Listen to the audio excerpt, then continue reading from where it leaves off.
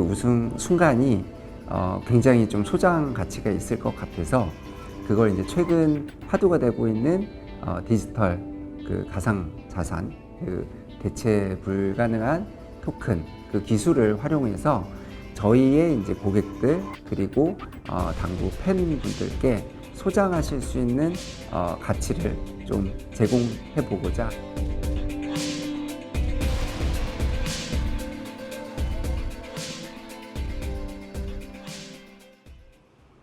카드나 저축은행 같은 금융사들이 NFT 시장에 뛰어들고 있습니다. 금융과 NFT가 어떻게 접목될 수 있는지 장슬기 기자와 함께 살펴보도록 하겠습니다.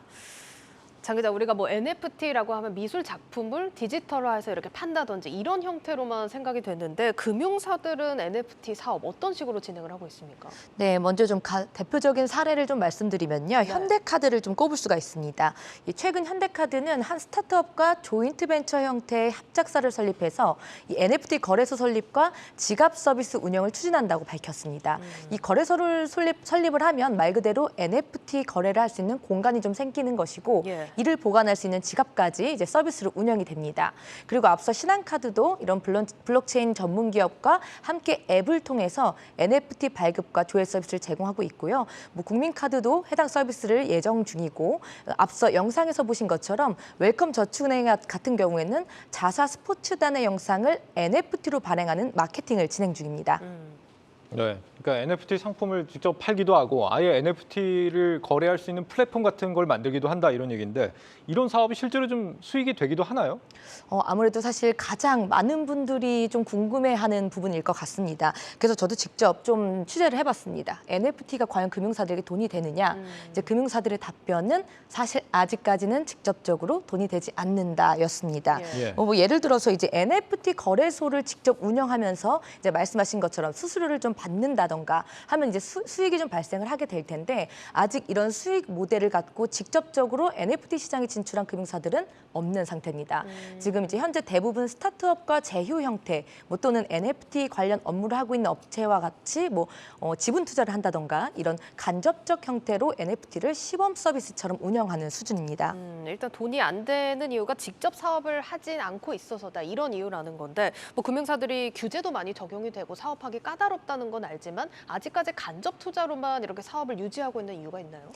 이번 것은 조금 약간 다른 이유인데요. 네. 먼저 국내는 아직 이 NFT에 대한 명확한 분류 그리고 법적 규제가 아예 없는 상태입니다. 예, 그렇다 보니 블록체인 기술이 발달하기 시작하면서 이런 가상자산이나 NFT 같은 보이지 않는 자산에 대한 관심은 높아졌습니다. 근데 하지만 아직 금융당국에서 이를 증권성으로 볼 것인지 이런 여부에 대한 결정도 내려지지 않은 상태입니다. 예. 이렇다 보니 안전성에 대한 우려는 여전히 높을 수밖에 없고요. 특히 이 국내 금융사들은 이 본연의 금융업 외에 또 다른 업무를 시작하려면 이제 금융당국에 부수 업무 신고를 해야 합니다. 이제 허가 없이는 사실상 이제 금융 외에 이제 다른 사업을 할 수 없도록 현재 이제 금융업법으로 규정이 돼 있습니다. 예. 이렇다 보니 이제 NFT를 어떻게 정의할 것이냐에 대한 이제 답도 나오지 않은 상황이고, 예, 그리고 이 뭐 부수 업무를 할 수 있는지 여부도 당연히 없습니다. 그래서 신청을 할 수 없는 상황이고 금융사들이 직접 뛰어들어서 실질적으로 뭐 수익 모델을 만든다 이런 것도 아직은 불가능한 상황입니다. 그러니까 들어보니까 아직까지 검증도 좀 필요하고 법적 규제라든지 사업을 하려면 당국의 허가도 필요하다 보니까 단계가 많이 남았다 이런 생각이 드는데 지금 이 시점에 수익이 안 나는 NFT 시장에 벌써부터 뛰어들 필요가 있나? 이런 의문도 들거든요. 네, 아무래도 일단 금융권의 좀 비대면화가 좀 빨라지고 있고요. 예. 블록체인 기술에 대한 발전도 지속되고 있는 만큼 금융사들도 이 NFT 시장을 아예 외면할 수는 없다. 네, 이런 입장을 좀 갖고 있습니다. 게다가 금융사들이 영위할 수 있는 업무는 좀 한정적이고 이 신시장을 찾아야 하는 것도 사실 매년 과제로 떠오르고 있습니다. 사실 아무도 이 시장에 대한 뭐 미래를 뭐 단정 지어서 말을 할 수는 없습니다. 예. 하지만 이제 금융사들도 시장을 좀 살펴본다는 의미 그리고 이제 향후 이 시장이 확대될 것을 대비해서 조기 선점을 위한 경험을 쌓는 정도의 이제 수준으로 현재 NFT 시장에 접근을 하고 있습니다. 그리고 이제 또 한 가지 이유가 있는데요. 젊은 층의 금융권 유입 이 부분도 이제 NFT를 활용하는 중요한 이유 중 하나로 꼽히고 있습니다. 이 NFT 사업을 하는 거랑 실제 젊은 층을 좀 유입시키는 거랑 연관관계가 정말 있는 건가요? 네, 일단 먼저 지난해 이 주식거래 신규 계좌를 좀 보시면요. 절반가량이 2030 세대입니다. 예. 그러니까 아무래도 좀 투자에 대한 좀 관심이 높다. 예, 이런 걸 좀 방증할 수 있는데요. 네. 예, 특히 이 NFT의 가장 큰 특징이 복제가 불가능하다. 그렇기 때문에 좀 희소성이 높다. 이런 점을 좀 강점으로 보고 있습니다. 이런 의미에서 이 희소성을 중요시하는 MZ 세대들의 이제 관심이 가장 높을 수밖에 없고요.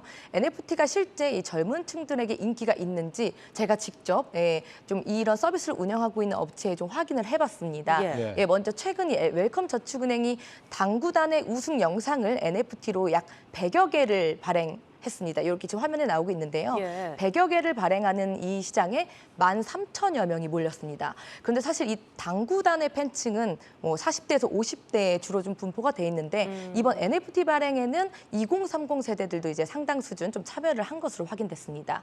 또 이제 NFT를 실제 발행을 할 수 있는 신한카드의 NFT 서비스는 현재 오픈한 지 4달 만에 4만 개 이상이 발행됐습니다. 이 최근 보이지 않는 가상자산에 대한 비관론도 나오고 있고 뭐 실제 가상자산 시장 역시 불황을 좀 겪고 있지만 이 여전히 젊은 층들에게는 가치 있는 또 하나의 뭐 새로운 시장으로 자리매김한 것으로 해석되고 있습니다. 젊은 층 유입을 시키는 게 NFT 사업의 목표로서 이유가 충분히 되는데 제가 젊지 않아서 몰랐나 봅니다. 벌써부터 그러시면 안 되는데 네. 일단 관심을 가질 필요는 정말 있어 보입니다. 네. 그럼 마지막으로 일단 금융사들이 지금은 간접 투자로 NFT 사업에 뛰어들고 있는데 앞으로 활용 가능성은 어떻게 될까요? 먼저 일단 현대카드가 현재 밝힌 계획 중에 이제 거래소를 좀 설립하겠다라는 좀 계획이 포함되어 있는데요. 네. 아무래도 직접 거래소를 좀 운영하면은 이제 수수료 수익이라던가 여러 가지 수익 구조 모델이 좀 마련될 수 있을 것 같습니다. 또 이제 해외 사례를 좀 살펴보면요. 미국의 경우에는 공연 티켓을 NFT로 발행하면서 이제 암표가 사라졌다. 이런 효과도 좀 나타나고 있습니다. 이제 꼭 미술 작품뿐만 아니라 뭐 문화 공연에도 접목을 할 수 있고요. 금융사들 입장에서는 고객에게 제공하는 이제 문화 마케팅에 이런 NFT를 좀 접목시킬 수가 있습니다. 또 나아가 이제 금융사는 보안이 좀 중요한 만큼 금융 거래에도 이 기술을 접목해서 이제 다방면으로 좀 활용할 수 있을 것이란 긍정적인 전망도 나오고 있습니다. 이제 다만 이제 앞서 말씀드렸듯이 이제 금융은 좀 규제 산업입니다. 네, 그래서 이런 것들을 좀 구체화하려면 먼저 금융당국에서 NFT를 어떤 성격으로 좀 볼 것인지 그리고 금융사들이 이것을 부수 업무로 영위할 수 있는 영역으로 볼 것인지에 대한 좀 유권 해석이 우선돼야만 가능할 것으로 보입니다. 예, 잘 들었습니다. 오늘 제목과 해시태그 정리해 볼까요? 이번 것에 대해서는 조금 뭔가 규제가 명확히 있으면 이제 저희가 규제라고 표현을 하는데 예. 사실 뭔가 명확한 것이 없는데도 사업을 좀 진행하지 못하고 있는 상황인 것 같습니다. 네. 그래서 제가 이번 유튜브 제목은요. 규제가 없어도 규제다. 이렇게 좀 짚어봤고요. 네, 해시태그는 샵 NFT 그리고 샵 보이지 않는 가치 이렇게 잡아봤습니다. 네, 지금까지 경제부 장슬기 기자였습니다.